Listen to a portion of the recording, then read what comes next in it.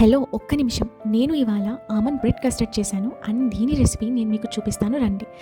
First అయితే 500 ml cream మిల్క్ని boil చేశాను and నేను ముందుగానే ఆల్మండ్స్ వాటర్లో సోక్ చేసి దాన్ని పేస్ట్ చేశాననమాట. ఆ పేస్ట్ని మన బాయిల్ అవుతున్న మిల్క్లో యాడ్ చేశాను.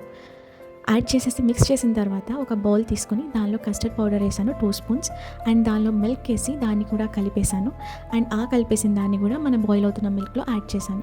ఆ తర్వాత కండెన్స్డ్ మిల్క్ యాడ్ చేశాను. మీరు ఒకవేళ కండెన్స్డ్ మిల్క్ లేకపోతే కనుక స్కిప్ చేయొచ్చు. నేను యాడ్ చేసినది కండెన్స్డ్ మిల్క్ వచ్చేసి అమూల్ అనమాట. కండెన్స్డ్ మిల్క్ యాడ్ చేసిన తర్వాత షుగర్ కూడా యాడ్ చేశాను. ఒకవేళ మీ దగ్గర కండెన్స్డ్ మిల్క్ లేకపోతే మీరు షుగర్తో మేనేజ్ చేసేయచ్చు, ఏం పర్లేదు, టేస్ట్కి ఏమీ కూడా తేడా ఉండదు.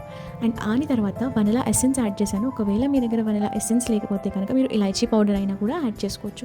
నేను 1 స్పూన్ వనిలా ఎసెన్స్ యాడ్ చేసిన తర్వాత డ్రై ఫ్రూట్స్ వేసేసి ఆ కన్సిస్టెన్సీ చూడండి ఎలా వచ్చిందో, దాన్ని ఒక బౌల్లోకి ట్రాన్స్ఫర్ చేసి దాన్ని రూమ్ టెంపరేచర్ వచ్చే వరకు వెయిట్ చేశాను.